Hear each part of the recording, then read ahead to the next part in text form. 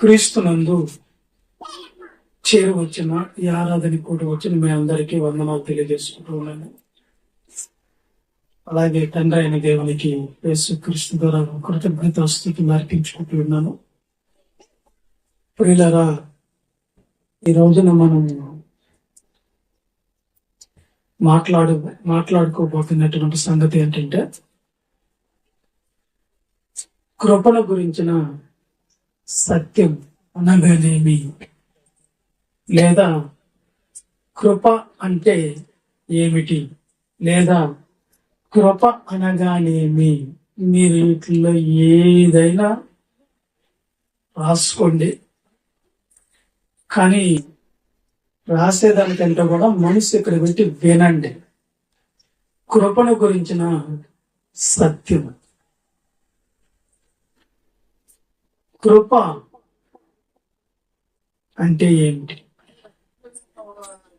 కృపణ గురించి బైబిల్లో అక్కడక్కడ కొన్ని మనకు కనిపిస్తూనే ఉంటాయి అనువున. అదేంటంటే, ఎబ్రిల్కి రాసిన పత్రిక 12వ అధ్యాయము 15వ వచనం ఒకసారి మనకి హెచ్చరిస్తూ ఉన్నారు, గమనించాం. మీలో ఎవడైనను దేవుని కృపను పొందకుండా తప్పిపోవునేమోనని చేదైన వేరేదైనా మలిచి కలవరపరచుట వలన అనేకులు పోవుదరేమో అని ఒక పూట కూటు కొరకు తన జ్యేష్ఠత్వపు హక్కును వేసిన ఏసావు వంటి భ్రష్టుడైనను వ్యభిచారి అయినను ఉండునేమో అని జాగ్రత్తగా చూసుకోనండి.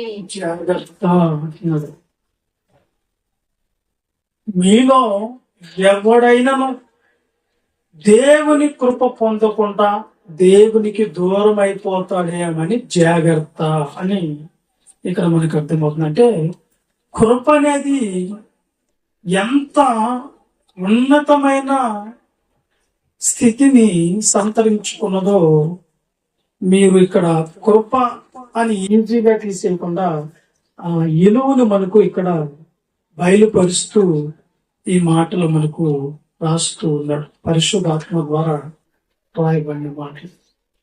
ప్రియులారా, కృప అంటే ఏమిటి అసలు? దేవుని కృప అండి. చాలా మంది ఏం చెప్తారంటే, దేవుని కృపను బట్టి నేను ఒక ఉద్యోగాన్ని సంపాదించుకున్నాను అని చెప్తాను. కొంతమంది దేవుని కృపను బట్టి నేను ఒక ఇల్లు కట్టుకున్నాను అన్నయ్య అంటారు. దేవుని కృపను బట్టి మా అమ్మాయి పెళ్లి చేయగలిగేమో అంటారు. దేవుని కృపను బట్టి నా వ్యాపారం బాగుంది అంటారు. దేవుని కృపను బట్టి మేము లక్షణంగా ఉన్నాం అంటారు. దేవుని కృపను బట్టి ఇలా చెప్పుకుంటూ పోతే ప్రతి విషయంలో మనుషులు మనతో మాట్లాడుతున్న మాట, ఎలా ఉన్నారు మీరు అన్నప్పుడు దేవుని కృపను బట్టి బాగానే ఉన్నాను అని మాట్లాడుతూ వస్తూ ఉంటారు. కృప అనేది ఏంటో కూడా వీరికి తెలియదు. కృపలు 2 రకాలు. మొట్టమొదటి కృప సాధారణమైన కృప, అది అందరి మనుషులకు వర్తిస్తుంది. రెండవ కృప రక్షణ కృప, లేకపోతే సమర్థవంతమైన కృప అని బైబిల్లో రాయబడింది. సాధారణమైన కృప గురించి మనం మాట్లాడుకోబోయే ముందు మనము ఇంకొక మాటను కూడా చదువుకున్నాం. మనకు దేవుడి కృపను బట్టి దేవుడు ఎలాంటి వాడయ్యా అని మనం ఆలోచిస్తే, దేవుడు ఎలాంటి వాడంటే, పేతురు రాసినటువంటి మొదటి పత్రిక 5వ అధ్యాయము 10వ వచనంలో మనకు చెప్పబడుతున్న మాట. దేవుడు ఎలాంటి వాడు ఒకసారి చూడండి. తన నిత్య మహిమకు క్రీస్తునందు మిమ్మల్ని పిలిచిన సర్వ కృప అనేది అది దేవుడు అంటాడు. చాలు. ఎవరంట దేవుడు? సర్వ కృప అనేది దేవుడు. కృపణ గురించి అనేక పాటలు ఈ దినాన మనం మాట్లాడుకుంటూ వస్తాం. అనేక పాటలు పాడుతూ ఉన్నాం. నీ దయ నుండి నేను దూరంగా వెళ్ళినప్పుడు నీ కృపే నన్ను కాపాడింది అయ్యా అని ఒక ఆలోచన. ఇంకపోతే కృపను అనుభవించడానికి దేవుడు క్రీస్తునందు మనల్ని పిలిచాడంటే, ఇంతకీ కృప అంటే ఏంది? కృప అంటే ఏంటి అసలు? కృప అనగానేమి అన్నప్పుడు, కృప అనేది ఎలాంటిదంటే అయోగ్యులైనటువంటి వారిని, అర్హులు కానటువంటి వారిని అర్హతలోనికి నడిపించేది, అయోగ్యులైన వారికి యోగ్యతను కలిగించేది అనేది కృప యొక్క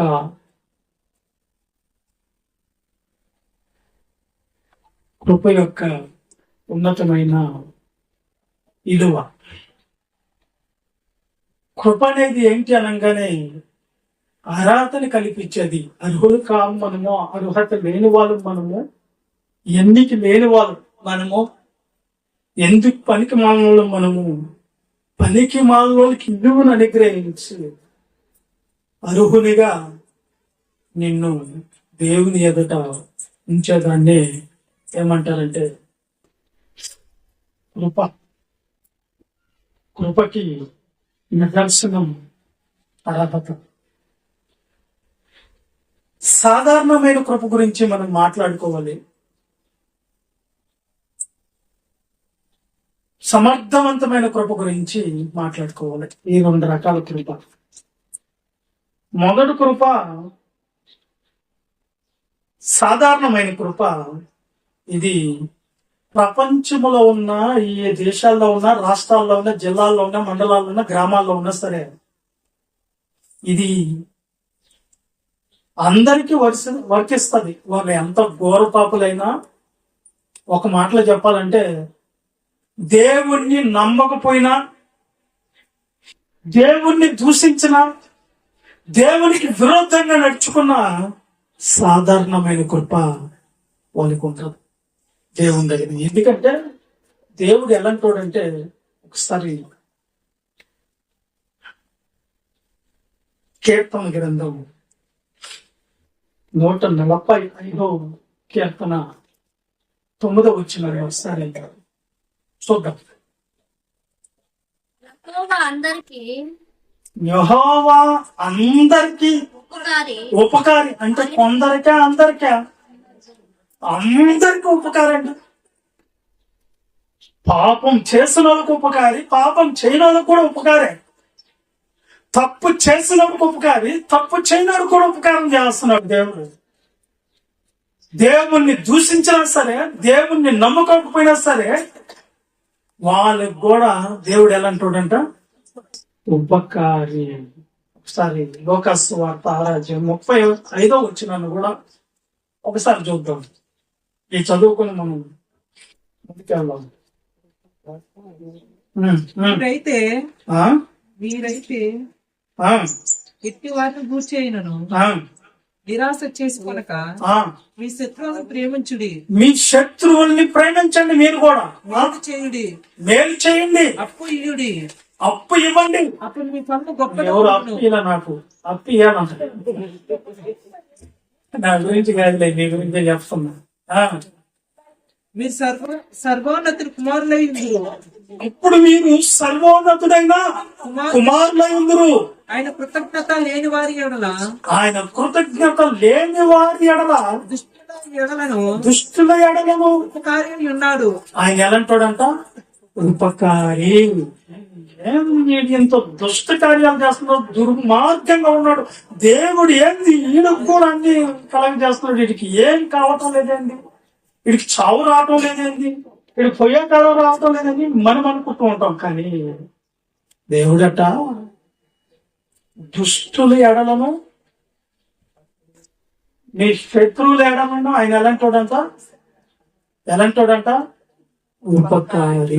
అంటే ఉపకారం చేస్తాడు. అవును, ఉపకారం చేస్తాడు. ఇది సాధారణమైన కృపలో వాళ్ళకు కూడా వర్తిస్తుంది. వాళ్ళు పాపం చేసినా సరే, అన్యాయం చేసినా సరే, మోసాలు చేస్తున్నా సరే, ఏంటి వాళ్ళు వర్తిల్తున్నారు, వాళ్ళకి ఏమి కావటం లేదేంటి అని మనం ఆలోచిస్తే, దేవుడట వాళ్ళకి కూడా సాధారణమైన కృపనిచ్చాడట, ఉపకారం చేస్తున్నాడట. ఎవరికి మనుషులందరికీ, దుర్మార్గులకు కూడా ఉపకారి ఎవరు? దేవుడు. ఇది ఎందుకంటే అది సాధారణమైన కృపను వాళ్ళకు కూడా అనుగ్రహించాడు. కృప, కటాక్షం, దయ, కనికరం అనేది వాళ్ళకు కూడా దేవుడు అనుగ్రహించాడు. కాబట్టి ఆ కృప చేత వాళ్ళు కూడా ఉన్నారనేది వాస్తవం. ఆ కృప అనేది దేవుడు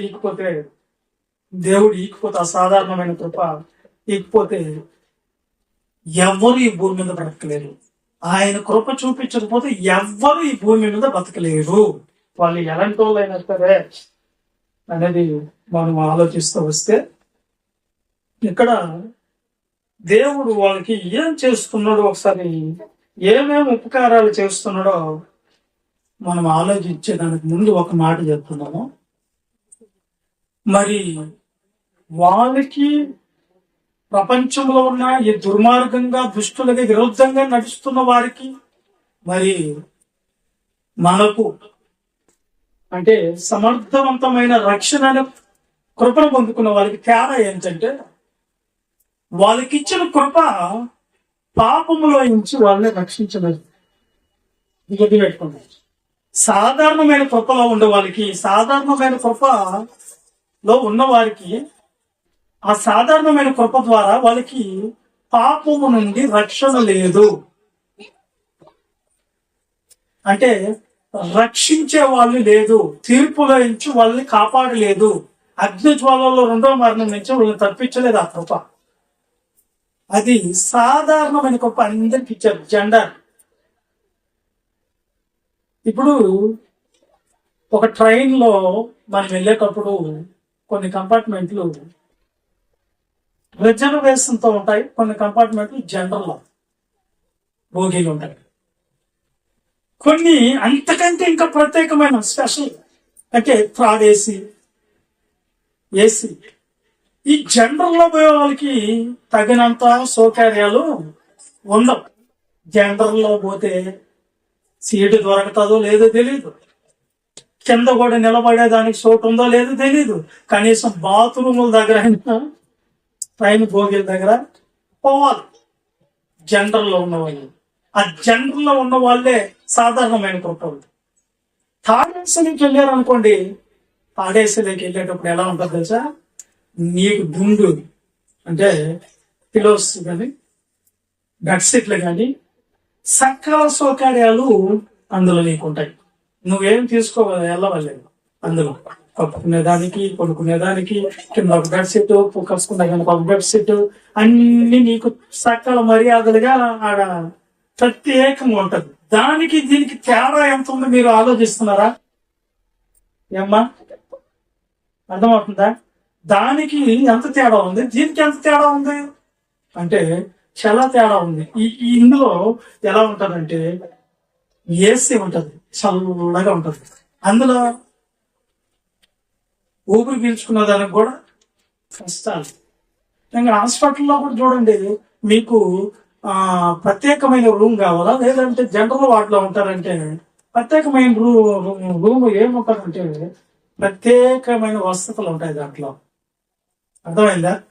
ఇప్పుడు ఆ ప్రత్యేకమైన రూముల్లో ఉన్న వాళ్ళకి అను షకప్ చేస్తా వస్తారు దగ్గరుండి. అదే ప్రత్యేకంగా వాళ్ళకి ఏమంటారు చెప్పండి అంటే, నర్సు ఎడిసి ఎలా అయిపోయింది రామ్మ అంటే ఆ వస్తాలకు మళ్ళీ వస్తా, ఎప్పుడు వస్తారో తెలీదు, ఎప్పుడు చూస్తారో తెలీదు, పట్టించుకుంటారో తెలియదు అన్నమాట. అందుకని ఈ సాధారణమైన కృపలో ఉన్న వాళ్ళకి, ఎలాగైతే జనరల్ వార్డులో ఉన్న వాళ్ళకి, జనరల్ భోగిలో ఉన్న వాళ్ళకి, ప్రత్యేకమైన ఫస్ట్ క్లాస్ లో ఏసీలో పోయే వాళ్ళకి తేడా ఉంటుంది. అలాగే సాధారణమైన కృపలో ఉన్న వారికి, సమర్థవంతమైన కృపలో ఉన్న వాళ్ళకి అంత తేడా ఉంది. ఒక మాటలో చెప్పాలంటే కృప అనేది ఎలాంటిదంటే, ఒకప్పుడు ప్రత్యక్ష గుడారంలో ఉన్న యాజకులు అనేక మంది ఉన్నను.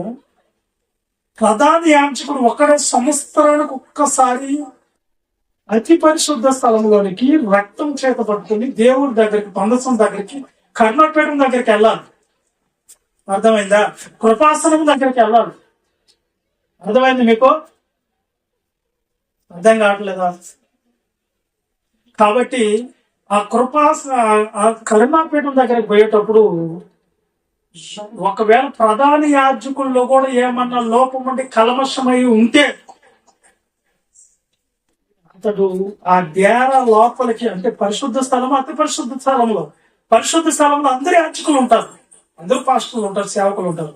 కానీ ప్రధాన యాజకుడు సంవత్సరానికి ఒక మారు ఆయన చేతిలో ఒక నిర్దోషమైన గొర్రెపిల్లో, మేకపిల్లగా రక్తం తీసుకొని అతి పరిశుద్ధ స్థలంలో సంవత్సరానికి ఒక్కసారి పోయేటప్పుడు సేవకులు, ప్రధాన యాజకులు ఏ లోపమున్నా సరే ఆ దేరాలు అడిగి పెట్టంగానే బూడిదైపోయి భస్మం అయిపోతాడు. అంతే, అంత భయంకరమైన శిక్ష.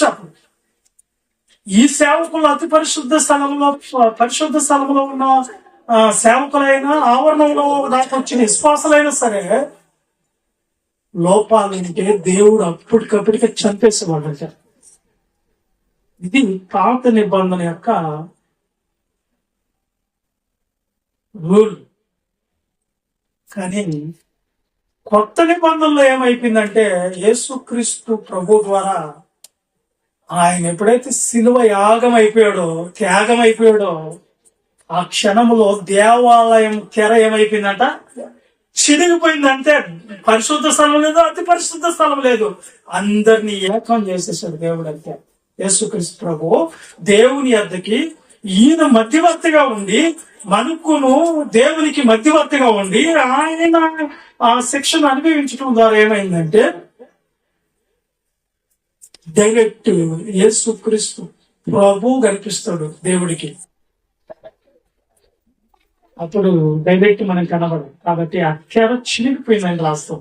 దేవాలయం తెర ఎందుకు చినిగిపోయింది యేసుక్రీస్తు శిలువలో చనిపోయినప్పుడు అంటే ఇది కారణం. కానీ ప్రధాన యాజకుడు వెళ్ళేటప్పుడే పాత నిబంధనలో ఆయన చనిపోయాడు కదా, ఆయన తీసుకుని వద్దామని చెప్పి ఇంకో సేవకుడు వెళ్ళేదానికి లేదు, ఓడి కూడా చచ్చిపోతాడు. ఇలాంటప్పుడు ఈయన వెళ్ళేటప్పుడే ఈయన కాళ్ళకి తాడి కట్టి లోపల పంపిస్తాడు. ఎందుకని? చచ్చిపోతూ లాక్కునే దానికే, లోపల పోయేదానికి లే. అంత భయంకరమైనటువంటి పరిస్థితులకు. కానీ ఎప్పుడైతే సమర్థవంతమైన కృప మనకు వచ్చిందో ఇప్పుడు మనకు ఏ శిక్ష వీలనేది క్రీస్తు ద్వారా మాట రానికుండా ప్రభు అడ్డుబాట్లు ఉన్నదా దేవునికి మనకి మధ్యవర్తి అయ్యాడు. అర్థమైంది నాన్న? దీని పేరే కృప, దీని పేరు దయ. యోగ్యం లేదు మనకు. ఇది తర్వాత మాట్లాడే ముందు సాధారణమైన కృప గురించి మాట్లాడుకోవాలి. సాధారణమైన కృపలో ఎందుకు దుర్మార్గుల్ని, దుష్టులను కూడా ఉపకారం చేస్తున్నాడు దేవుడంటే నీకు ఒక చిన్న విషయం చెప్తా. ఇప్పుడు ఒక కుటుంబంలో ఇద్దరు పిల్లలు పుట్టారు, ఇద్దరు కొడుకులు పుట్టారు అనుకో. ఒకడేమో దుష్టుడయ్యాడు, ఒకడేమో మంచివాడయ్యాడు. తల్లిదండ్రులకి ఒకడు దుష్టుడిగా అయిపోయాడు, దుర్మార్గుడు అయిపోయాడు, ఒకడేమో మంచోడయ్యాడు. ఇప్పుడు ఆస్తులు పంపకం చేసేటప్పుడు ఇద్దరికి సమానంగా చేయాలా తల్లిదండ్రులు? లేదంటే మంచోడికి మంచిగానే చేస్తాను, చెడ్డోడికి నేను ఇవ్వను అంటే సరిపోద్దా? చెప్పండి. ఇప్పుడు నీకు పుట్టినప్పుడు మాట లేదా దాని ముందు హక్కు అంతేనా? లేదా చెప్పండి, మీరు చెప్పండి. ఇప్పుడు ఇద్దరికి ఒకేలాగా ఆస్తులు పంపకం చేస్తారా, లేకపోతే సమానం చేస్తారా, సమానంగా చూపిస్తారా, లేదంటే ఒకడికి ఇచ్చేసి ఒకడికి చేయకుండా ఉంటారా? మీరు చెప్పండి. ఇద్దరికి చేస్తారా? చెప్పండి. ఇద్దరికి చేస్తారు కదా. అలాంటప్పుడు భూమి మీద కూర్చున్న వాళ్ళందరూ ఎవరి పిల్లలు ఇప్పుడు? మరి వాళ్ళకి అక్కలేదా? వాళ్ళు దుష్టులే, దుర్మార్గులే, విరోధులే, దేవుణ్ణి దూషించే వల్ల దేవుణ్ణి నమ్మరు. అయినా సరే ఎవరి ద్వారా వాళ్ళు పుట్టారు? మరి ఆయన పిల్లలే కదా, అంతేనా? అందుకని భూమి మీద ఉన్న వారందరికీ దేవుని పిల్లలైనందున వాళ్ళకి కొన్ని అర్హతలను దేవుడు ఇచ్చారు. కొన్ని అనుభవించేదానికి వాళ్ళకి కూడా హక్కు ఉంది. ఏంటి హక్కు అంటే, ఒకసారి మత్తయి సువార్త 5:45 వచ్చిన ఒకసారి చూద్దాం. ఏంటో 3 అర్హతలు ఉన్నాయి, 3 హక్కులు ఉన్నాయి వాళ్ళు కూడా. చెడ్డవారి మీదను, ఆయన చెడ్డవారి మీదను, మంచివారి మీదను తన సూర్యుని వెలుగుని కిరణాన్ని ఇస్తున్నాడు. నీతిమంతుల మీదను అనీతిమంతుల మీదను వర్షాన్ని కురిపిస్తున్నాడు. మీరు ప్రేమించి వారిని ప్రేమించిన మీకేమి ఫలము కలుగును? సుంకరులు అలాగూ చేయుచున్నారు కదా. మీ సహోదరులకు మాత్రము వందనము చేసిన ఎడల మీరు ఎక్కువ చేయుచున్న. చాలు చాలు చాలు చాలు. ఇక్కడ ఏమంటున్నాడంటే, దేవుడు భూమి మీదకి వచ్చిన ప్రతి ఒక్కరు దేవుని ద్వారా వచ్చారు కనుక వాళ్ళు కూడా దేవుని పిల్లలే, కానీ వాళ్ళు దేవుని తెలుసుకోలేకపోయారు. పుట్టాడు ఒకడు మన కడుపున, అయినా సరే వాడిని చంపేద్దామా? మీరు చెప్పండి. మీలో మీ కుటుంబంలో ఒకడు జన్మించాడు, వాడు దుష్టుడు దుర్మార్గుడు, ఎట్ట పుట్టేవరో నా కడుపున చచ్చిపోకుండా అని కూడా అన్నావు. కానీ నీ చేతులతో నువ్వు చంపుతావా? చంపవు. ఎందుకని? వాడు దుష్టుడు దుర్మార్గుడు పుట్టాడు, భరించి తప్పదని దేవుడు కూడా నా ద్వారా పుట్టారు కనుక వాళ్ళు దుష్టులో దుర్మార్గులు, నా చేతితో నేను ఎలాగా చంపేది. వాళ్ళకి కొన్ని హక్కులు కొన్ని వర్తిస్తాయి.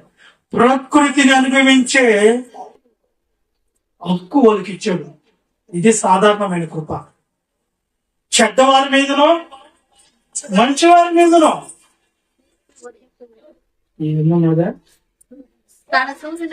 ఏం చేస్తున్నాడంటే, ఇంకేం చేస్తాం? పుట్టినోడికి అన్నం పెట్టకుంటేట, పుట్టినోడికి అన్నం పెట్టద్దా? వస్తానప్పుడు వాళ్ళు కొంచెం కంట్రోల్ చేయండి అట, ఆటో దగ్గర తీసుకోండి. అర్థమైందా మీకు? అర్థమైందా? కాబట్టి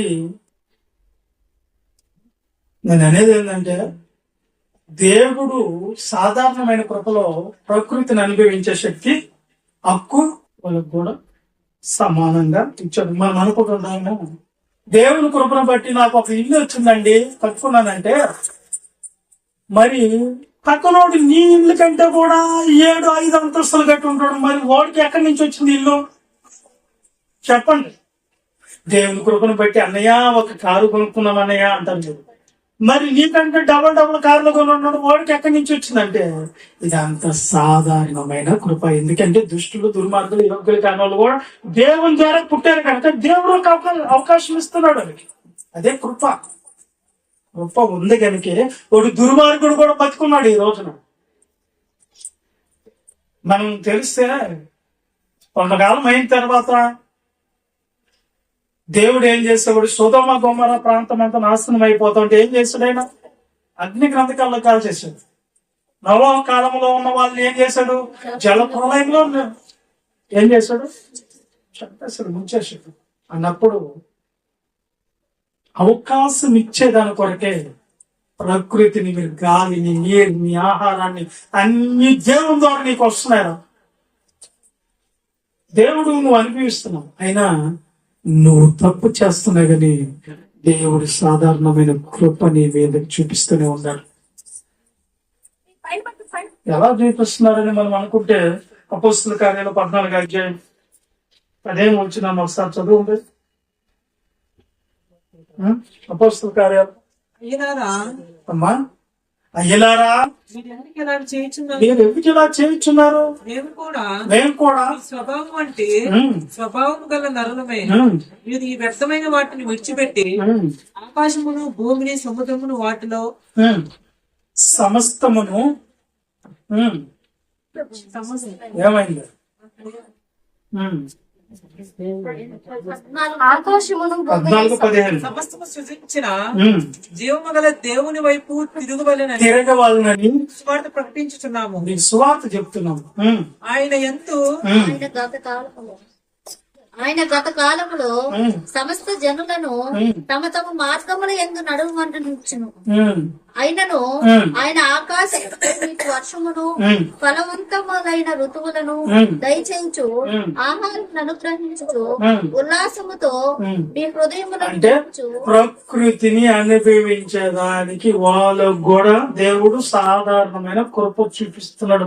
ఆయన కృప ఉండగానకే ఈ దినము భూమి మీద మనిషి బతికి భర్త కట్టగలుగుచున్నాడు.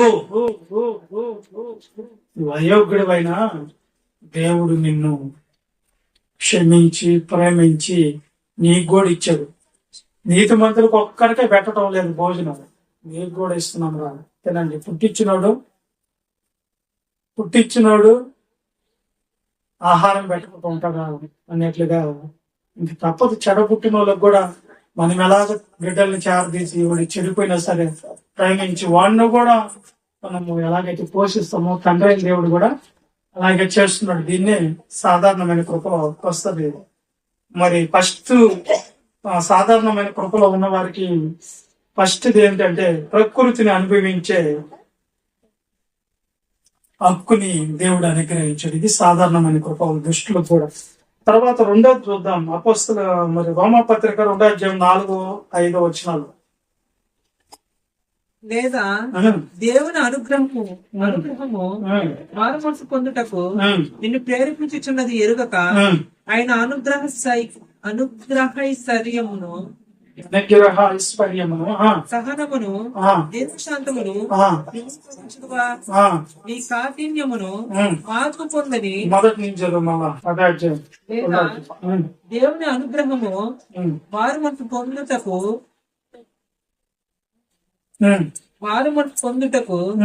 నేను ప్రేరేపించున్నది ఎరుగక ఆయన అనుగ్రహ కాబట్టి తీర్పు తీర్చు మనుషుడా నీవెవడవైనను సరే నిరుత్తరుడవై అంటే నీ మీదకి వెంటనే తీర్పు రాకుండా నివారిస్తున్న కృపను వాళ్ళకి అనుగ్రహించాడు దేవుడు. అదంతా చదువుకుంటే వెంటనే తీర్పు రానికుండా అసాధారణమైన ఉండే కృపల వాళ్ళకి.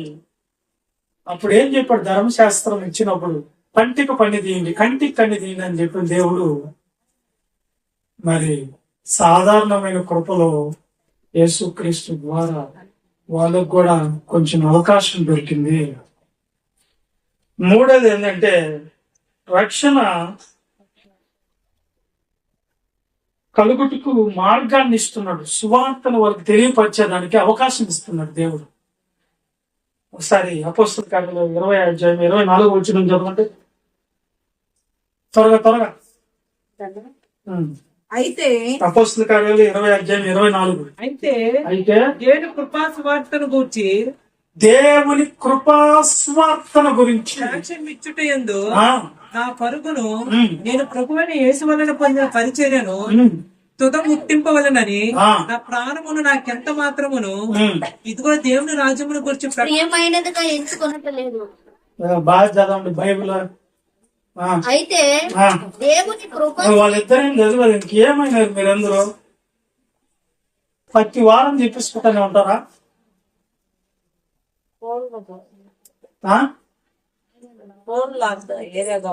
బైబిల్ తీసుకుని చదవండి. అయితే దేవుని కృపా సువార్తను గురించి అది చాలే. కృపా సువార్త అనేది వాళ్ళకి అనుగ్రహించబడింది. ఇది ఎవరి ద్వారా కలిగిందంటే యేసుక్రీస్తు ద్వారా. కృప అనేది వాళ్ళకు కూడా అవకాశం ఇద్దాం. ఒకవేళ మారుతాడేమో. దుష్టుడు దుష్టత్వంలో ఉండి మరణించడం నాకు ఇష్టమా? వాడు మారు మనసు పొంది ఒకవేళ దేవుని వైపు తిరిగి రక్షణ పొందుకుంటాడేమని అవకాశాన్ని దేవుడు కల్పిస్తున్నాడు వాళ్ళు కూడా. అందుకని వాళ్ళని దుష్టుడైనా దుర్మార్గుడైనా అయోగ్యులైనా వాళ్ళకు కూడా దేవుడు అవకాశం ఇచ్చి సాధారణమైన కృపలో వాళ్ళని కాపాడుకుంటూ వస్తుంది. సాధారణమైన కృపలో ఉండేది ఏంటంటే 3 ప్రత్యేకమైన విషయాలు. మొదటిది ప్రకృతిని అనుభవించుటకు వాళ్ళకి అనుగ్రహించాడు. రెండోది తీర్పుని నివారించుటకు అవకాశం ఇచ్చాడు. రక్షణ కలుగుటకు మార్గాన్ని కూడా ఇచ్చాడు. ఈ మూడు లోకములో ఉన్న వారందరికీ వర్తిస్తాయి. నీకొక్కటే కాదు ఇల్లు, నీ కూతురికే కాదు పెళ్లి, నీకే కాదు కారు, వాళ్ళు కూడా దేవుడు ఈ భూమి మీద అందరినీ సమానంగా ఆయన అవకాశం ఇచ్చాడు. అది అర్థమైందా? సాధారణమైన కృపలో ఉన్న వారికి ఈ వర్తిస్తాయి. కానీ సమర్థవంతమైన కృప ఉంది. సాధారణమైన కృపలో వాళ్ళకి ఎంతవరకు అంటే, ఈ ఒకవేళ ఈ మరణించారు అనుకోండి, వాళ్ళకి పాప క్షమాపణ ఇవ్వలేదు, ఆ కృప ఇవ్వదు. ఎందుకంటే వాళ్ళు తిరిగి జన్మించలేదు, వాళ్ళ రక్షణ పొందుకోలేదు. తీర్పులో నుంచి రేపు రెండో మరణంలో నుంచి వాళ్ళకి మరి తప్పించుకున్నట్టుకు అవకాశం లేదు. సాధారణమైన కృప ఈ భూమి మీద వరకే వాళ్ళకి రాదు. రక్షణ క్రిందకి వాళ్ళు రాదు. పాప క్షమాపణ అట్లే అవదు వాళ్ళకి. సాధారణమైన కృపలో ఉండే వాళ్ళకి పాప క్షమాపణ అట్లే అవదు. రక్షణ దాని కిందకి రాదు. తిరిగి జన్మించే అవకాశం వాళ్ళకి లేదు. ఇది సాధారణమైన కృపలో ఉండే వాళ్ళకి ఇవి లేవు. ఇవి మాత్రమే లేవు, కానీ మిగతా ఎన్ని మనతో సమానంగా ఉంటారు భూమి మీద. ఇల్లు, వాకిలి, కారు, బంగ్లాలు, అర్థమైందా? పెళ్లిళ్ళు, ఉద్యోగాలు సమానంగానే ఉంటాయి భూమి మీద. కానీ పాప క్షమాపణ వాళ్ళకి లేదు. కానీ మనకి సమర్థవంతమైన కృపలో ఉండే వాళ్ళకి దేవుడు కల్పించాడు. ఏందయ్యి? ఏం కల్పించాడు?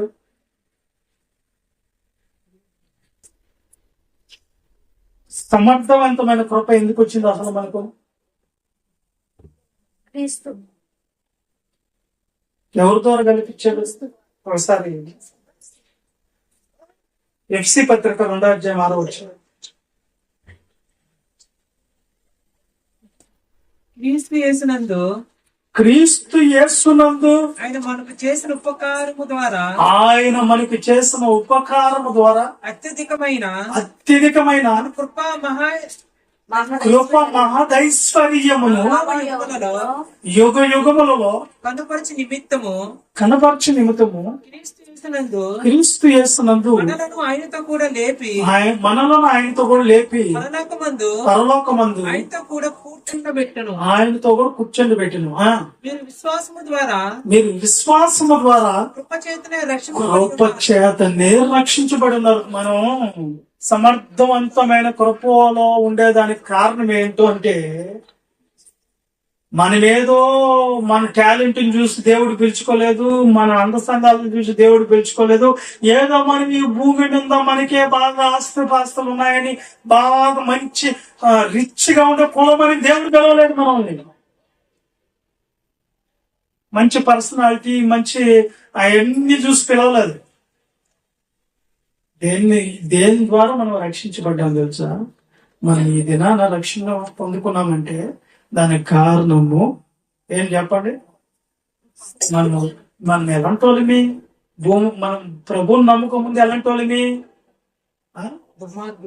ఎలాంటి వాళ్ళని చెప్పండి? పౌలు గారు అంటాడు, పౌలు గారు ఏమంటాడు తెలుసా? పూర్వం నేను హింసకుడును, దోషకుడును, హానికరమైన దుష్టుణ్ణి. మనమేం తక్కువలమా? మనం ఎలాంటి వాళ్ళని ఆలోచించండి.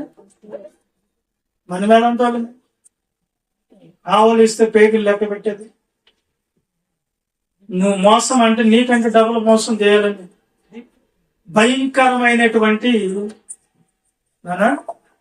భయంకరమైనటువంటి వ్యక్తిత్వంలో జీవిస్తున్న వాళ్ళని, మనం చీకటిలో ఉన్న వాళ్ళని, ఏం తెలీదు, ఏది పడితే అది తింటాం, ఏ మాట వస్తే ఆ మాట మాట్లాడతాం. జ్ఞానము లేదు, అజ్ఞానులుగా ఉన్నాం. అసలు దేవుని యొద్దకు వచ్చేదానికి కూడా మనం ఎలాంటి వాళ్ళని చెప్పండి? పనికొచ్చే వాళ్ళమా? పనికొస్తామా దేవుని ఎదుట?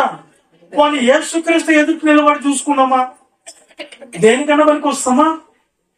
ఎలాంటి వాళ్ళనైనా మనం ఒక పాస్టర్ గారు అంటున్నాడు, ఎవరు ఒక ఆయన పక్కన ఆయన లేచి దుమ్మెత్తిపోతున్నాడు. పాస్టర్ గారు రానా నేను వ్యక్తులు ఎరగొడతా రానా అంటే పాస్టర్ గారు చాలా ఓపిక పట్టాడు. పట్టి ఎవరు లేనప్పుడు ఏం చెప్పాడు తెలుసా ఆయనకి? ఎవరు అనుకుంటున్నావు నేను, ఇదిగో ఈ లాన్స్ వేసుకోన్నాను కాబట్టి నువ్వు బతికిపోయినావు, నీకంటే పెద్ద రౌడీని నేను అన్నాడు. అంతే. అంటే ఎలాంటి పరిస్థితుల్లో మనము ఉన్నామో మనకి తెలుసు. అవసరమైతే ఏ అబద్ధాలని చెప్పి పచ్చటి కాపురాన్ని బొగ్గు చేయమన్నా చేసే పరిస్థితుల్లో ఉండేటువంటి పరిస్థితులు. కానీ ఈ రోజున దేన్ని బట్టి మనము దేవుని దగ్గరకు వచ్చామండి, యేసుక్రీస్తు దగ్గరకు వచ్చాము. నీలో ఏదో ఉందని దేవుడు పిలిచాడా, అలాగే యేసుక్రీస్తు పిలిచాడు నిన్న? నువ్వేదో గొప్పదాని అని పిలిచాడా? ఏమి లేదు, అంత జీరో, అంత 0 మంది. కానీ ఏ మంచి లేదు మనలో ఉందా మంచి? ఏ మంచి లేకపోయినా దేవుడు నిన్ను పిలిచాడు. ఏనా పిలిచాడు? నిన్నే కదా, అందరిని పిలుస్తున్నాడు ఆయన. యేసుక్రీస్తు ద్వారా నిన్ను పిలిచాడు. దేవుడి మాట నీ అద్దకు వచ్చింది. వచ్చినప్పుడు నువ్వేం చేసావు తెలుసా? ఏం చేసావు? దాన్ని గౌరవించి దేవుని అద్దకు వచ్చావే, దాన్ని బట్టి నీకు సమర్థవంతమైన కృపనిచ్చేదానికి సిద్ధపడ్డది. దేవుడి మాటని గౌరవించిన వాళ్ళకి, ఆయన పిలుపుని అంగీకరించిన వాళ్ళకి సమర్థవంతమైన కృప అంటే రక్షణ అనే కృపము మనకు దేవుడు యేసుక్రీస్తు ద్వారా ఇచ్చాడు. ఎవరి ద్వారా? యేసుక్రీస్తు ద్వారా ఇచ్చాడు.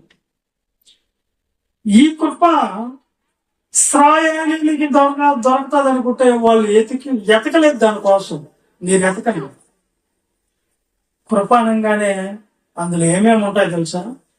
అర్హత లేని మనకు అర్హతను కల్పిస్తుంది. కృపాకాలంలో యేసుక్రీస్తు ద్వారా మనకు కృప అనుగ్రహించబడి సమర్థవంతమైన కృప. దాని గురించి మనము మాట్లాడుకుంటూ వస్తే, కొరింథీయులకు రాసిన 2వ పత్రిక 5వ అధ్యాయం 19 వచ్చింది. ఆ కృపను మనకి అనుగ్రహించాడు దేవుడు. చూడండి, అదేమనగా కృప అర్హతని ఎలా కల్పించింది మనకు. దేవుడు వారి అపరాధములను వారి మీద మోపక క్రీస్తునందు లోకమును తనతో సమాధాన పరుచుకొని ఆ సమాధాన వాక్యమును నాకు అప్పగించిన. దేవుడు మా ద్వారా వేడుకొనినట్టు ఏదో చదవకుండా అమ్మాయి అదేనా? మొదటి కొరింథీ కాదు, 2 కొరింథీ 5:19. అదేమనగా దేవుడు వారి అపరాధములను వారి మీద మోపక క్రీస్తునందు లోకమును తనతో సమాధాన పరుచుకొనుచు ఆ సమాధాన వాక్యమును మాకు అప్పగించును. కావున దేవుడు మా ద్వారా వేడుకునేటట్టు మేము క్రీస్తుకు రాయబారులమై దేవునితో సమాధాన పడుడని క్రీస్తు పక్షముగా మేము బతుకులాడుకునిచున్నాము. ఎందుకనగా మనం ఆయన యందు దేవుని నీతి అగునట్లు పాపం ఎరగని ఆయనను మన కోసము పాపముగా చేశారు. చూడండి, మనకి ఎలా అర్హత కనిపించిందంటే, యేసు క్రీస్తు మన పాపాలు, మన శిక్షను, మనం అన్ని కూడా ఎవరు భరించారు చెప్పండి? యేసుక్రీస్తు మీద దయచేసాడు తండ్రి దేవుడు. కాబట్టి నువ్వు భరించవలసిన శిక్ష ప్రభు భరించాడు. నీ పాపాలు, నీ దోషాలు, నీ అతిక్రమాలన్నీ కూడా ఎవరి మీదకి వెళ్ళిపోయినాయి? యేసుక్రీస్తు మీదకి వెళ్ళిపోయినాయి. ఆయన భరించాడు, నీకు బదులుగా ఆయన భరించాడు ఆ శిక్షను. కాబట్టి నీకు క్రీస్తు ద్వారా కృప కలిగింది. ప్రకటన గ్రంథం 22 అధ్యాయం చివరి వచ్చిన చదవండి ఒకసారి. ప్రకటన గ్రంథం 22 చివరి వాక్యం. ప్రభువైన యేసు కృప ప్రభువైన యేసు కృప పరిశుద్ధులకు తోడైండునుగాక. పరిశుద్ధులకి తోడైండునుగాక. ఎవరి కృప? ఎవరి కృప? అసలు కృప ఎక్కడి నుంచి వచ్చింది? యోహాను సువార్త 1:17 వచ్చింది. ధర్మశాస్త్రము ఉమ్. మోషే ద్వారా అనుగ్రహింపబడెను. మోసే ద్వారా అనుగ్రహించబడును. కృపయు సత్యమును కృపయు సత్యమును యేసుక్రీస్తు ద్వారా కలిగెను. అంటే మనకు కృప ఎక్కడి నుంచి వచ్చింది? ఎవరికి కృప వస్తుందంటే దేవుని పిలుపు అందుకున్న వాళ్ళకి, ఆయన మాటని గౌరవించి మేము దేవుని కోసం బ్రతకతామని వచ్చి రక్షణ పొందే వాళ్ళకి అనుగ్రహించబడుతుంది. రక్షణ అనగా నమ్మి బాప్తిసం పొందేవాడు రక్షించబడను. మీరు బాప్తిసంలోకి వస్తే సమర్థవంతమైన ప్రత్యేకమైన కృప నీకు వస్తుంది. 1:14 వచ్చిన కూడా యోహాను సువార్త.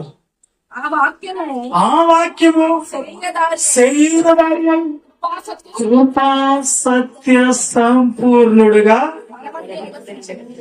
కృపా సత్య సంపూర్ణుడా సర్వలోకానికే చక్రవర్తి యేసయ్యా. అదే కృపా సత్యములు యేసుక్రీస్తు ద్వారా మనకు అనుగ్రహించబడ్డాయి. ఇప్పుడు యేసుక్రీస్తులోనికి నువ్వు రావాలంటే నమ్మి బాప్తిసం పొందేవాడు రక్షించబడతాడు. బాప్తిసం పొందేవాడు గలతీ రాసిన పత్రిక 4:27 వచనంలో ఏముంది? బాప్తిసం పొందినవాడు ఎవరిని ధరించుకున్నాడంట? 3:27 చదవండి. క్రీస్తులోనికి బాప్తిసం పొందిన మనందరమే క్రీస్తుని ధరించుకున్నాం. ఇప్పుడు మీకు కొదువుగా ఉన్నది ఏంటంటే బాప్తిస్మం. మీకెందుకు కొదువా?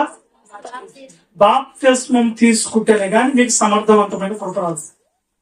ప్రత్యేకమైన కృప అంటే అందులో ఏర్పాటు ఏంటంటే, ప్రత్యేకమైన కృపలో ఏంటంటే సాధారణమైన కృపలో తేడా ఏంటంటే, సాధారణమైన కృపలో వాళ్ళకి ఏం అప్లై కదంటే పాప క్షమాపణ అప్లై కాదు వాళ్ళకి, సాధారణమైన కృపలో ఉండేవాళ్ళకి. కానీ ప్రత్యేకమైన ఉండే వాళ్ళ కృపలకి ఉండే వాళ్ళకి యేసుక్రీస్తు నిన్ను పరీక్షాడు. యేసుక్రీస్తు నీ పాపాల కోసం ఆయన చనిపోయాడు కనుక యేసుక్రీస్తులోనికి నువ్వు వస్తే బాప్తిసం తీసుకుని రక్షణ పొంది యేసుక్రీస్తులోని బాప్తిసం పొంది యేసుక్రీస్తుని ధరించుకుంటే నీకేముందంట? పాప క్షమాపణ కలగతుంది కృప ద్వారా. ఎవరి ద్వారా అంట? ఇక్కడ చూడండి, ఎవరి ద్వారా? ఎప్పుడు వస్తుంది కృప? సమర్థవంతమైన కృప బాప్తిసం పొందితే, క్రీస్తుని ధరించుకుంటే దేవుడు నీకు ఎన్నో ఇలువ కలిగిన మాటలు ఇచ్చాడు. నీ దగ్గరికి చెప్పించాడు. ఇలువ ఇస్తున్నారా? ఇంకా నటిస్తున్నారా? నాటకాలు చాలా మందికి నటన జీవితాన్ని వదిలిపెట్టి త్వరగా బాప్తిసానికి సిద్ధపడింది. అర్థమైందా? దాంట్లో ప్రత్యేకమైన కృపలో పాప క్షమాపణ అప్లై అవుతుంది. యేసుక్రీస్తు నీ కోసం చనిపోయాడు కనుక.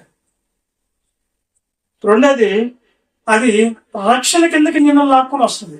ఆ కృప బాప్తిసం పొందుకొని రక్షణ పొందుకుంటే రక్షణలోనికి మిమ్మల్ని లాక్కుని వస్తుంది ఆ కృప.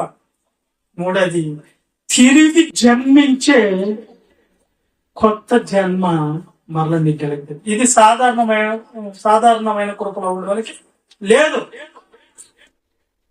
వాళ్ళకి ఉండేది ఏంటంటే ఆకులు పండ్లు మెయిన్ రా భూమి మీద, తర్వాత మిమ్మల్ని తీసుకుపోయి అగ్నిలో పడేస్తాం అంతవరకు. కానీ మనకు ఇక్కడ భూమి మీద కృప కలుగుతుంది, అన్ని సమానంగా ఇచ్చాడు.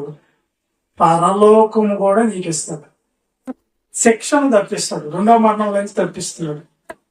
ఇది సమర్థవంతమైన ప్రత్యేకమైన కామన్ గ్రేస్ కాదు, సేవింగ్ గ్రేస్.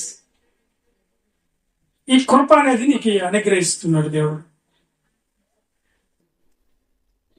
ఈ గ్రేస్ ద్వారా మనము బాప్తిస్మం ద్వారా మనం ఆయన పక్షంగా మనం నిలబడాలి. ఆ కృపను పొందుకుంటా నువ్వు తప్పిపోకూడదు. ఏం చేయకూడదు? ఇప్పుడు పరిచయుడు ఉన్నాడు, సొంకరు ఉన్నాడు. అర్థమైందా? సొంకారి పరిచయుడు ప్రార్థనలు మీరు చూశారు కదా. పరిచయుడు ఎలా ప్రార్థన చేయి, నా తండ్రి, నా దేవా, నా ప్రభువా, నాకొక్కడివే నువ్వు దేవుడివి, నేను పరిశుద్ధంగా బతుకుతున్నాను అన్నాడు. సొంకరు ఏమన్నాడు? చూసేదానికి కూడా నాకు అర్హత లేదు అని ఆయన నిజంగా రక్షణ పొందుకునేదానికి సిద్ధపడ్డాడు. దైవ చిత్తానుసారమైన దుఃఖం మనిషిని ఏం చేస్తుంది? రక్షణార్థకమైన మాన మనసును కలిగేసింది అతనికి. నిజంగా ఏడు బతుకుతున్నాడో లేదో తెలియదు కానీ దంబపు మాటలు పలికాడు దేవుని దగ్గర. నేనే గొప్ప, నేనంటే ఎవరు అనుకున్నావు? మీకు చెప్తా ఉంటాను కదా ఎప్పుడు చెప్పినా. ఒక పొడిగామ వచ్చారంట పాస్టర్ గారి దగ్గరికి. పొడిగామట వచ్చి ప్రార్థన చేసుకుని పాస్టర్ గారి దగ్గర, పాస్టర్ గారు మేము ఒక 10 మంది వస్తున్నామండి మా ఊరి నుంచి మీ ప్రార్థనకి. వస్తున్నారు, ఓకే, ఇదిగో మాతో కూడా వస్తుంది ఆ పొట్టిది మంచిది కదండి, భక్తి లేదండి, అది వారానికి ఒక సినిమా పోద్దండి. నేను అది చేయనండి, నేను నెలకు ఒక సినిమా చూస్తాను అన్నదండి. ఇప్పుడు ఆమె నెలకు ఒక సినిమా చూసినా, మేము వారానికి ఒక సినిమా చూసినా ఇద్దరు ఎలాంటి వాళ్ళు చెప్పండి? ఇద్దరు ఒకటే కదా. మనం చెప్పుకున్నాం ధర్మశాస్త్రంగాను వర్తిస్తూ 10 ఆజ్ఞలో ఒకటి పోయినా కానీ మళ్ళీ ఏం చేయాలా? మొత్తం పోయినట్టే. కానీ కొత్త నిబంధనలు ఎలా ఉంది? ఒక్కో మెట్టికి అవకాశం ఉంది, ఒక్కో సబ్జెక్ట్ పాస్ అయ్యే అవకాశం ఇచ్చాడు దేవుడు. నేను అబద్ధాలు మానుకున్నాను ఒకసారి, ఈసారి మోసం మానుకుంటా, ఓకే మంచిది. ఈసారి నేను పాపం మానుకుంటా, ఈసారి నేను దేవునికి విరోధమైంది ఇంకోటి మానుకుంటా, ఈసారి నేను ప్రభువుకి టయానికి వచ్చేసి కూర్చుంటా, ప్రభువుకి నా మనసుని ఇస్తా అనేది కొత్త నిబంధనలు. నీకు అవకాశం ఉంది, దాన్ని పోగొట్టుకోకూడదు. నీకు అవకాశం అదే సమర్థవంతమైన కృపలో ఉండడానికి అవకాశం ఉందంటే రక్షణ అనే మెట్టు ఒక్కొక్క మెట్టు ఎక్కే అవకాశం ఉంది. నీకు ఒక్కొక్క రోజు ఒక్కొక్క స్థితి నీలోనికి రావచ్చు, ఒక్కొక్క విధంగా నువ్వు మారచ్చు. అర్థమైందా మీకు? కాబట్టి కొలసీలకు రాసిన పత్రిక 1:12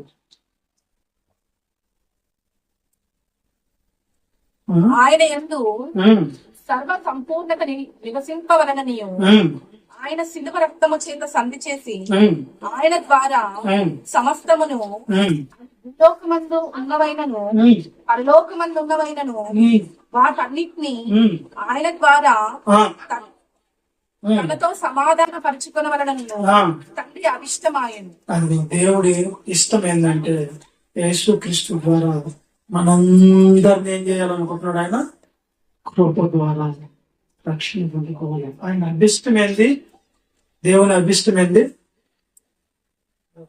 ఏమన్నాడు? దేవుని అందరినీ సమాధాన పరచుకొని యేసుక్రీస్తు ద్వారా అందరికి రక్షణ అనేది కల్పించాలి. పరిశుద్ధులందరినీ కూడా దేవుడు రక్షించుకోవాలి. ఈ రోజు మనం బూతులు మాట్లాడినా, అమ్మాయి మాట్లాడుతామని పాస్టర్ ఉన్నాడు కూడా బరి తెగించి మాట్లాడుతున్నాడు. ఎందుకంటే దేవుణ్ణి కూడా ధిక్కరించేవాళ్ళే కదా. ఎందుకు ఏస్తైనవు కదా దేవుని ఎదుట గలీజ్ అయ్యేది తప్ప ఏమైనా ఉందా? కొంతమంది మోసాలు చేస్తూనే ఉన్నారు, కొంతమంది అబద్ధాలు చెప్తూనే ఉన్నారు. ఒకరి గురించి కాదు, అందరిలో ఉన్నాడు. వాళ్ళు కనిపిస్తున్నారు, కొంతమంది కనబడకుండా మాట్లాడు. అది కొంతమంది కనబడకుండానే మాట్లాడుకుంటున్నారు. ఎవరిని మోసం చేస్తారని నాకు అర్థం కాదు. దేవుడు మాట అంటే గౌరవం ఇవ్వాలి. దేవుడు ఉన్నాడని భయభక్తులు ఉన్నాయి. మీరు ఆలోచించండి. ఎంతో భయంకరమైన జీవితం, నీచమైన బ్రతుకులేంచి వచ్చి ఇప్పుడు ఎవ్రీ బతులకి వెళ్ళిపోయి మూలవాక్యం చదవండి. ఇప్పుడు అర్థమవుతుంది. దేవుడు ఇన్ని ఏర్పాట్లు చేసి నీ పాప క్షమాపణనే అప్లై అయ్యేటట్లుగా నీకు సమర్థవంతమైన కృపను నీ దగ్గరకు తీసుకుని వచ్చి, రక్షణ కిందకి నేను తీసుకొని వచ్చి కొత్తగా జన్మించే జీవితం నీ దగ్గరకు వస్తే నువ్వేం చేసావు తెలుసా? ఎవ్రీ పత్రిక 12వ అధ్యాయం 15వ వచనంలో మీలో ఎవరైనా దేవుని కృపను పొందకుండా దేవుని కృపను పొందకుండా తప్పిపోవనేమో అని ఏం మలుచుతుందంట వాళ్ళు? చేదైన వేరు మలిచి కలవరపరచడం వలన అది తెచ్చుకునేది ఏంటంటే దేవుడు ఇన్ని కల్పిస్తూ ఉన్నా గానీ మరలా నువ్వు ఆ కృపను పోగొట్టుకుంటున్నావు. నువ్వు ఎందుకు పోగొట్టుకుంటున్నావు? దేవుడి కృప అంటే మనకి లెక్క లేదన్నప్పుడు అగ్ని జ్వాలలు నీకు అవసరం రెడీగా ఉంటాయి. దేవుడు అంటే నాకు భయం లేదండి, నన్నేం చేస్తాడు దేవుడు, నేనే దేవుణ్ణి అన్నప్పుడు నీకు ఎలా ఉంటదంటే దాన్ని పోగొట్టుకుంటున్నావు. అంతే. ఏం పోగొట్టుకుంటున్నావా? దేవుని కృప పోగొట్టుకునేమో అని ఒక్క పూట కూటి కోసం జ్యేష్ఠత్వాన్ని అమ్మేసుకున్నందుకే కృపను పోగొట్టుకున్నాడా? వేసేవు చదువు. ఒక్క కూటి కొరకు తన జ్యేష్ఠత్వపు హక్కును అమ్మివేసిన ఏసావు వంటి ఏంది? దేవుడి మాట అనుకుంటే చిన్న తప్పు చేస్తేనే ఎపిశాడా? నువ్వు ఎపిశారం చేయవల్లాడా? నువ్వు దేవుని మాట అనుకుంటా జ్యేష్ఠత్వం నమ్మేసినందుకు ఆయన దేంతో పోల్చాడు? ఆయన్ని ఎపిశారుతో పోల్చేశాడు. జాగ్రత్తగా చూసుకొని జాగ్రత్త అంటున్నాడు ఆయన. గొప్ప పొందుకునే అవకాశం వచ్చినప్పుడు పొందుకో. మారు దేవుడు నీకు సమీపంగా దేవుని వాక్యం పంపించాడు. ఎన్నో మాటలు చెప్పిస్తున్నాడు నీకు. ఎందుకు? కృపను పోగొట్టుకోకూడదు. ఆ పోగొట్టుకున్న ఆయన ఏమంటున్నాడు చూడండి. పోగొట్టుకొని ఏసావు, పోగొట్టుకొని ఆ తర్వాత మాట్లాడేసామండి, ఆవేశంలో మోసం చేసేసామండి, ఆవేశంలో ఏదంటే చేసేసామండి. ఇప్పుడేంది అంటే ఆయన అంటున్నాడు పోగొట్టుకొని ఆవేశంలో హత్య చేసేసి, ఆవేశంలో మోసం చేసేసి, ఆవేశంలో అనరాలు మాట్లాడేసి, ఆవేశంలో పాపం చేసేసి, ఆవేశంలో వెన్ని కార్యక్రమాలు చేసేసి ఆ తర్వాత కన్నీళ్లు కార్చిన దానికోసము మళ్ళా ఆ కృప కోసం మళ్ళా శ్రద్ధతో వెతికిన మారు మనసు పొందే అవకాశము దొరకక విసర్జింపబడినని మీరెరుగుదు. బా ఏంది మరి మనము మళ్ళా దేవుడి దగ్గర క్షమాపణ పొందుకుంటాంలే అనుకొని మనం ఏదో చేసేస్తాం అనుకో, ఆ కృప పోతుంది. అందుకే మనం పాడిన పాటలు ఏం పాడుతున్నాం? నీ దయ నుండి దూరము కాగా ప్రేమతో పిలచి అలంకరించితివే. అందుకని ఏ సేవలంటే భ్రష్టుడైనను వ్యభిచారైనా ఉంటాడేమో, దేవుడి మాట నీకు తప్పు చేయకూడదని తెలుసు, ఇలా మాట్లాడకూడదని తెలుసు, ఇలా మోసం చేయకూడదని తెలుసు, ఇలా నువ్వు ప్రవర్తించకూడదని తెలుసు, కానీ నువ్వు చేసావు.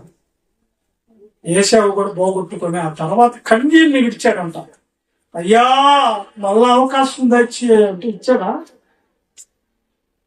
నాకు ఇది దొరకక విసర్జించు ఇయ్యే కాదు, ఆరాధన నీకు దేవుడు అవకాశం ఇచ్చాడేమో. దేవుని వాక్యమే భాగ్యం ఇచ్చాడు నీకు. ఇక్కడ దేవుడి యొక్క సన్నిధిలో ఉండే భాగ్యం ఇచ్చాడు నీకు ఇక్కడ. అయినా నువ్వు దాన్ని ఇలువ తెలియకుండా దాన్ని ధిక్కరించి నువ్వు తిరుగుతున్నావు. అలాంటప్పుడు దేవుడు నీకు ఎందుకు ఇస్తాడమ్మా? అలా పోగొట్టుకుంటాను మీరు కృప. అలా దేవుడికి దూరం అయిపోతారు. చేదైన వేరు ఏంటో తర్వాత మాట్లాడుకుందాం మనం. దాని గురించి కూడా ఒక వాక్యం చెప్పాలి, ఎందుకంటే టచ్ అయింది కాబట్టి. దాని గురించి నేను ఈ రోజు అంత వాక్యాన్ని వెతుకుతూ ఉన్నా. ఇంకా ఏమైనా దొరుకుతాయేమో కృప గురించి, ఇంకా ఏమైనా దొరుకుతాయేమో అని చెప్పేసి ఎంత అన్వేషణ చేస్తా ఉన్నాయి కానీ దొరికింది. ఇంకొక మాట చదువుకుంటాం చూడండి, ఎందుకైనా మంచిది. ఇది ఒకటి చదువు ముగించేసుకున్నాం ఒకసారి. ఇక్కడ అది రోమా పత్రిక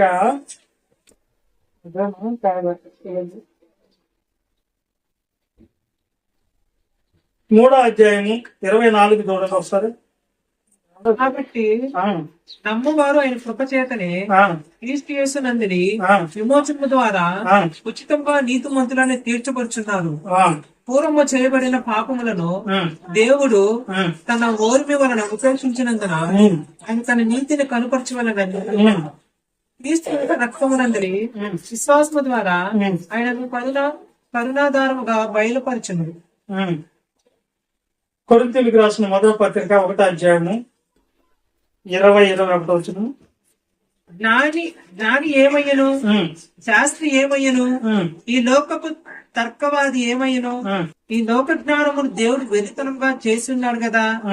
దేవుని జ్ఞానానుసారంగా లోకము తన జ్ఞానము చేతి దేవుని ఇరుగుకుంటున్నందున సువార్త ప్రకటయ్యను వెలితనము చేత నమ్మువారిని రక్షించుట.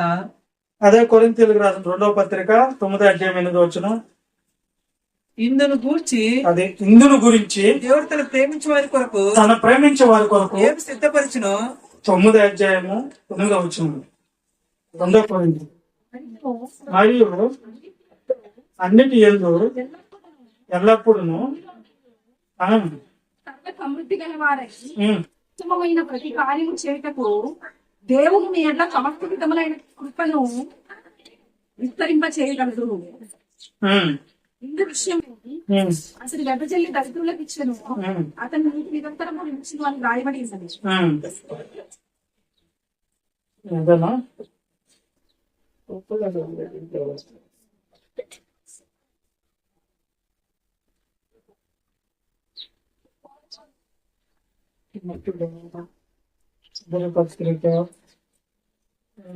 రోమా పత్రిక 11 చివరి మాట బాగుంటది. అలాగనే అప్పటి కాలమందు సైతము కృప యొక్క ఏర్పాటు చొప్పున శేషము మిగిలి ఉన్నది. కృప యొక్క ఏర్పాటు చొప్పున శేషము మిగిలి ఉన్నది. అది కృప చేతనైన ఎడల ఇంకను క్రియమూలమైనది కాదు. కాని ఎడల కృప ఇంకను కృప కాకపోవును. అలాగైన ఏమగును, ఇశ్రాయేలు ఎదిగినది ఏదో అది వారికి దొరకలేదు, ఏర్పాటు నొందిన వారికి అది దొరికింది. తక్కిన వారు కట్టిన చిత్తులయ్యి. ఇందు విషయమై నేటి వరకు దేవుడు వారికి నిద్ర మత్తగల మనస్సును చూడలేని కనులను ఎనలేని చెవుల్ని ఇచ్చి ఉన్నాడు అని రాయబడింది. ఏంటంటే ఇది కృప వాళ్ళకి ఇవ్వడా? ఏం చేశాడు? వాళ్ళ కృప కోసం ఎతకిన వాళ్ళు ఏం చేశాడంటే వాళ్ళకి నిద్ర మత్త కలిగిన మనస్సుని ఇచ్చాడట. వాళ్ళకి ఎంత వాక్యం చెప్పినా ఇంకా దేవుడే ఇచ్చినప్పుడు మనం ఏం చేస్తాం? వాళ్ళకి వాక్యం ఎక్కదు. రెండోది ఏం జరిగింది? ఏం చూడలేని కళ్ళు, వాక్యం చూడలేని కళ్ళు, వినలేని చెవులు ఇచ్చాడు. వాళ్ళకి ఎన్ని చెప్పినా వాళ్ళు మారరు, వాళ్ళ ప్రవర్తన మార్చుకోరు. ఎందుకని అంటే దేవుడే వాళ్ళకి ఇవ్వాలనుకోవటం వాళ్ళ కృప. కొంతమంది సమర్థవంతమైన కృప అందరికి రాదు. సమర్థవంతమైన కృపలు ఏమున్నాయి? ఇప్పుడు నాకు ఒక్క విషయం చెప్పేసి ముగిచేస్తాం. సాధారణమైన కృపలు ఏమేమున్నాయి వాళ్ళకి? ప్రకృతిని అనుభవించకు దేవుడు ఇచ్చాడు. రెండోది తీర్పును నివారించుటకు అవకాశం ఇచ్చాడు. మూడోది రక్షణ కలుగుటకు మార్గాన్ని ఏర్పాటు చేశాడు. ఈ 3 సాధారణమైన కృపలు అందరికీ వర్తిస్తాయి. సమర్థవంతమైన కృపలు పాప క్షమాపణ అప్లై అవుతుంది. రెండోది రక్షణ కిందకి వారు వస్తారు. మూడోది తిరిగి జన్మించి కొత్త జన్మ వాళ్ళకి వస్తుంది. దీని ద్వారా అర్హత లేని మనకు అర్హతని దేవుడు కల్పించి, ఎలా కల్పించాడంటే క్రీస్తు యేసు ద్వారా మనకు రక్షణ అనేది ఎంత గొప్ప రక్షణ మనం నిర్లక్ష్యం చేసిన ఎడల ఇప్పుడు చెప్పండి. అదే కదా ఎబ్రీ పత్రిక 2 ఉండదు 2:4.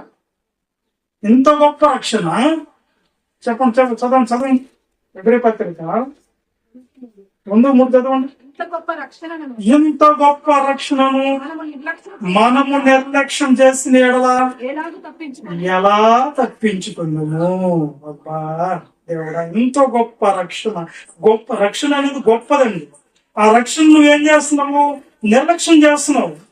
నిర్లక్ష్యం చేయటం అంటే ఎక్కడ నిర్లక్ష్యం చేస్తున్నావు? దేవుని కోసం బ్రతకకుండా నిర్లక్ష్యం చేస్తున్నావు. దేవుని కోసం ఎప్పుడెప్పుడు బ్రతుకుతున్నావు? ఇది ఒకటి చెప్పండి, నేను ముగిస్తా. కొడుకు గురించి చాలా ఉంది, చెప్పలేము. చెప్పండి, ఇది ఒకటి చెప్పండి. దేవుడి కోసం ఎప్పుడెప్పుడు బతుకుతున్నావు? ఎప్పుడెప్పుడు బతుకుతున్నారో దేవుని కోసం చెప్పండి. ఏం సమాధానం రాదు. అయితే ఆదివారం రావాలి.